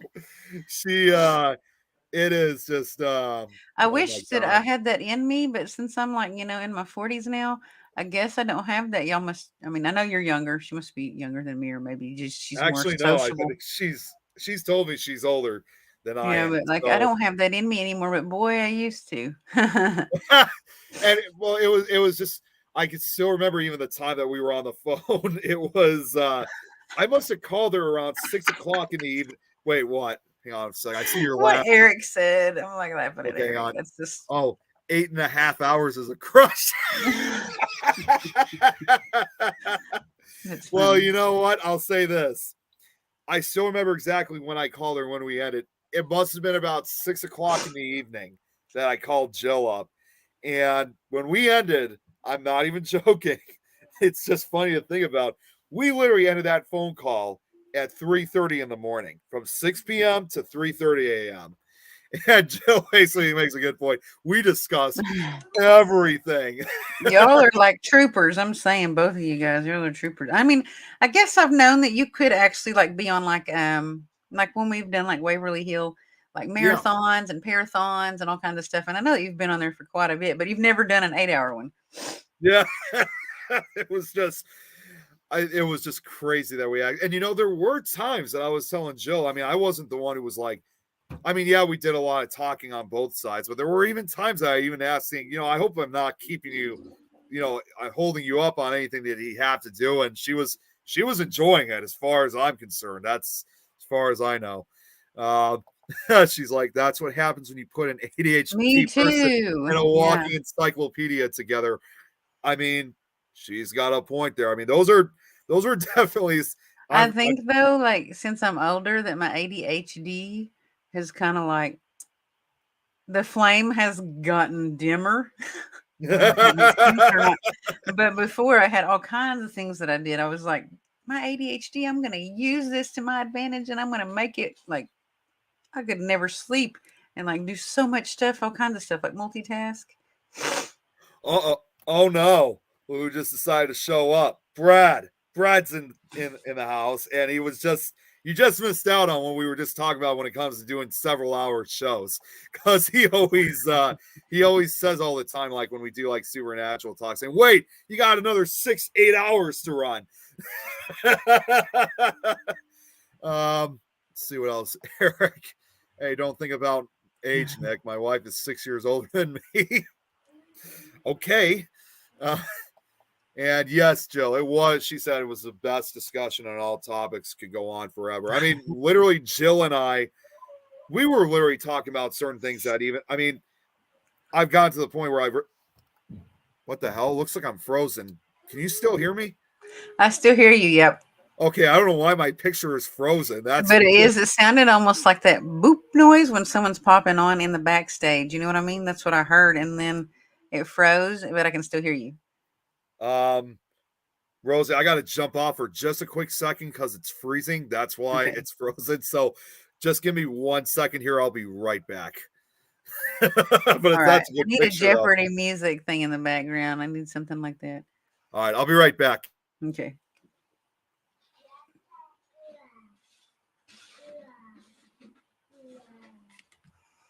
I guess I'm supposed to be talking about something, so we can wait for Nick to come back. Nice to see everybody. A lot of you people have seen your names and stuff, but I haven't actually done any shows and talked to you guys in a long time. Maybe like popped in and out or whatever. Periodically, or I've seen y'all on some other shows. All right, there we go. There we go. That freaked me out there for He a got a second. screenshot of your face. Oh my gosh. That is awesome. That's funny. Yep. See, here's what Brad This just is said. part You two. example 12 hours. So, I want to see the screenshot. oh my God, am I seriously frozen? It just froze again. Face. Get a screenshot again, Brad. Get a screenshot again. Why is it doing it? I'm getting that It's a message tarot again. So this card. page isn't responding. What the hell? I'm debating Linda, just to address what Linda said, that my Spectral Sailor show just become like a tarot card reading show.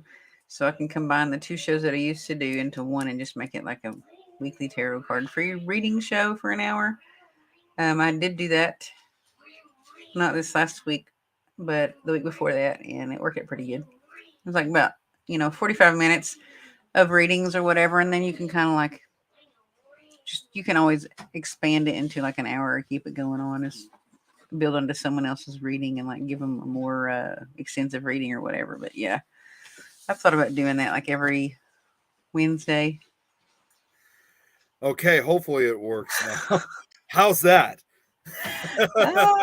Your face. I can't wait to see those screenshots because like your face. I think Brad just sent me something. I'm Oh my kind of afraid gosh, to it was look at just that. funny. All right, what did you send Send me, me the Brad? screenshot, Brad. Jill said, and then it said, "I'm a tarot reading." The first one was worse than the second one. Yeah, it was. Oh man, Another reading. that's Another funny. reading. Yeah, I'll say that for a different show. That way our show isn't like, hey, let's go for another hour doing readings. We've already been on here for 2 hours talking about this topic, but we're gonna do a section 3, like a part 3 of this. Yeah. Oh, that must have been what you said earlier. What Jill's saying, Rosie. Yeah, and then Linda had said, I want a card, and I said, I maybe like turn my Wednesday shows that hour into readings. I did do that one night. Yeah. This is part 2. But yeah, no, like what I was saying up until things got frozen. Yeah, I was freezing, Linda, and also Brad got 2 pictures of me when I froze, so he got the snapshot out of it. But like what I was Good job, Brad. Good job. What I was just saying though, like in the case with Jill, was when we were on the phone for like those hours. I mean, I was talking. I trusted her to the point. I mean, I trust you guys too, but I trusted her to the point that we were actually talking about certain things that even I've never brought up before. So it was a really quite amazing discussion. So I'm sure it's not going to be the last though. You also got a haircut. Oh, you just noticed? Yeah, I got it. No, I noticed earlier, but I couldn't tell because you were moving your head, and like how you have that background. Sometimes it has a silhouette around, so I wasn't 100% sure that it wasn't just like kind of pushed back or something. But now, yeah, I can tell for sure. Yeah, now you can really see now it. Yeah, my yeah, parents want me to get a you haircut. cut a lot of inches off. Yeah, a lot of it was cut like off. I wasn't 6 gonna or let 8 inches. A lot. I mean, it's not even to the point where it's shoulder length anymore. Yeah. So it was by my parents' request. They did a good job. What? Oh my God, Linda. Did I miss your wedding, Nick? Tell us about that. Oh my gosh. That's so funny. Is it going to be a horror wedding? Or on Friday the 13th or on Halloween? Oh man, not yet. But what do you mean by that, Jill? I don't know what she means by that. I think she meant either to see part 3 or she meant to get a tarot card reading. It was one of the two.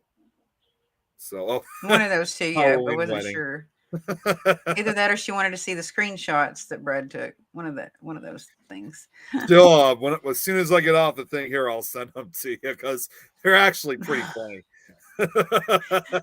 You need to make them crop them and make them into a GIF or a meme. For real. Do it, Jill. Make a meme or a GIF out of those screenshots. For reals. Do it. I mean, Brad had She could did even make make one with both of us on there because technically he probably, if he screenshotted it, we're both on there and she could say all kinds of crap, like little bowls or whatever. Well, you know, Brad did make a Yes, meme out of me this once. is part 2. Yeah, this was Jill. This was part 2. Because we were not only going to talk more about it, but that was actually something Lois wanted to talk more about. Okay, what did Eric just say? Oh, she meant to marry you now. That's funny. Okay. That's why I'm buying a place in the UK because I've decided to do a documentary on haunting sites. Hauntings in the UK. Hauntings in the UK. Okay, yeah. But not with the scary background music. Okay, that would be interesting. Oh, that would be awesome. Yeah. Yeah. So, all right. Well, I think we're gonna have to end it because we've been going on now for almost 2 We hours. will have a part 3, so stay tuned for part 3 where we do a comparison or slideshow on another similar incident that happened in 93 in the same area that was pretty similar to the Dyatlov Pass incident. Yeah, definitely. It's going to take some time, obviously, before I can create a slideshow, but real soon. Eric Scotland and all its winds and hills and rain and trees. I still want to bust out a Scottish accent, but I'm going to say something inappropriate, so I'm not going to. Oh my God, Jill. You all need to hook up with Nick with someone who's 30 to marry. Oh boy. Is that how old you are? I'm 29. I'm going to be 30. Okay. Well, actually, I should probably just say Thank it now. you, Linda. I'll just say it now. Now that it's January 26th, my birthday is in a month now. So in just a month, I start a new decade in my life. I turned the big 30. Yeah. I officially end my 20s. So, oh man. Nerdy 30. What on earth did I get myself into? But you know what? I said the same thing too when I turned 20. It was the exact same thing. So that's become almost like a tradition every 10 years. Yep. I'll probably say it again once I get to 40. Just really quickly, there was one final comment that I forgot to show earlier. I had to put this off because Jeremy would like this. Killer Clowns from Outer Space was a good movie. Is. Eric, if you talk with Jeremy, he will talk with you for hours on that movie because he loves Killer Clowns. Looks like Joe wants you on Fear Fans. Yeah. Rosie. We need to set one of the episodes for me to come on there with her. Oh, definitely. Well, like I said, Jill's now an official co-host, so she'll be on every episode. Mm-hmm. Well, maybe not every episode. She's like busy or something, but she's officially part of not only on Fear Fans, but officially part of our network now. Such youngins. Enjoy it. Thanks, Jill. I always appreciate it. To me, like Wisconsin. I don't know what Eric means by that. I'm not sure either. It must have been something that we said. I mean, I'm only an hour away from the Illinois-Wisconsin border, so I'm not that far from the state. That's a long way away from me, like a long way. I've driven there before, and then I've flown there before. Yeah. Long drive, especially when it's cold outside and there's a lot of snow. Honestly, I kind of consider myself a little lucky because, like, where I live, yes, I'm in the Chicago area, but it's almost like at a dead set point because I'm only an hour away from Wisconsin, and I'm also only an hour away from Indiana, and only an hour and a half if you kind of cross the corner, only an hour and a half away from Michigan. Oh, wind. Okay, that's what he means. Wind, trees, snow, and cold. That's what I thought, but I wasn't right. sure. Because when I did go there was a lot of that. Yeah. Oh, yeah. Wisconsin's. Well, we're even right now. I mean, I don't know what it's like down in Oklahoma for you, but over here, we've been getting a lot of snow. So Wisconsin's been getting that too. It's melting now here. It's still snowing up here. So we got a couple inches already. But anyways, I think we need to get off because I got to get off. I especially have to get off because I got Supernatural talk now in less than 2 hours. And I'm almost afraid now because now that there was this talk of like what Jill said about me getting married, I'm almost afraid to know if that conversation is still going to go on. When I get on the Supernatural talk 2 hours from now. And then you'll get Adrian in on it, or you'll get Jeremy in on it, and Eileen in on it, and it'll just go. It'll just run wild. Well, we're actually supposed to have a guest on tonight, so hopefully Yeah. that would have to be saved for a different discussion. We're supposed to have I keep forgetting his last name, Joe. He does a show, and ironically enough, he lives up in Wisconsin, so we're supposed to interview him. He runs I can't remember what the show was called, but he'll be on our show tonight, so it'll be an interesting conversation. Oh, Wild Bill, good to see you, Wild Bill. Unfortunately, we're just about to end the show for today. We were on much longer than expected, so no, seriously, we definitely got to get off here. So I'll see some of you guys, obviously, in just a few hours for Supernatural talk. Rosie, of course, it's always great, doing, co-hosting with you. It's too bad that Lois wasn't able to be on, but this was a good show. I'm glad Hey, Wild Bill. Yeah, Like a glad little we bit were late able for the show, man. You got to want to watch the replay. Yeah, but I'm glad we definitely, we got into talking about this again because there was Yeah. just so much more to talk about with it, and And then there's we'll still have even more next time again. even more. I'll Yeah. definitely let everyone know once the slideshow is completed, and hopefully by then we could definitely get into part 3. Then, I don't know what did you have any ideas of what you wanted to talk about next week? I did while we were talking today in this section or this segment, but I totally forgot. But it was a really good topic. Giants. That's not a bad idea. Giant races. And like different theories and conspiracies about even like the current like spottings of giants or whatever. Actually, I can even add that for you to even kind of give it that crime type of, because obviously, we're all supposed to talk about crime related stuff. To kind of add to it is giants and disappearances, because there is that governmental cover up.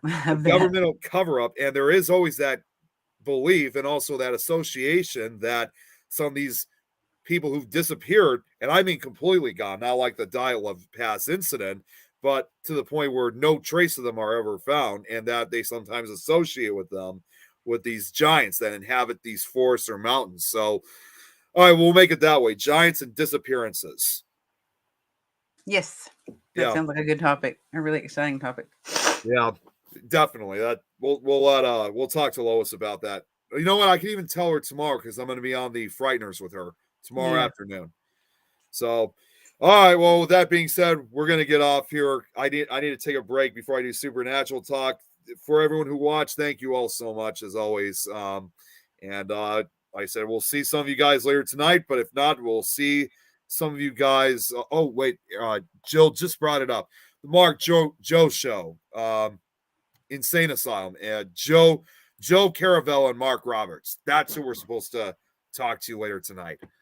So that sounds interesting. If it has the word asylum in it, I'm always interested. I don't know if it actually has anything to do with an asylum. It might just be the name of the show. At one point, actually, Mark Joe shows Insane Asylum. Yeah, that's the two guys. They have a show called that. Yeah. Okay. The comments there's still more comments. I'd love to check out the rest of it. We really got to get off here. So I'll answer the question. I'll try to answer the questions later. But right now, like I said, we got to get off here. Like I said, I'll see some of you guys later tonight. If not, we'll see you guys probably next week. You guys all have a great night. Bye. Take care.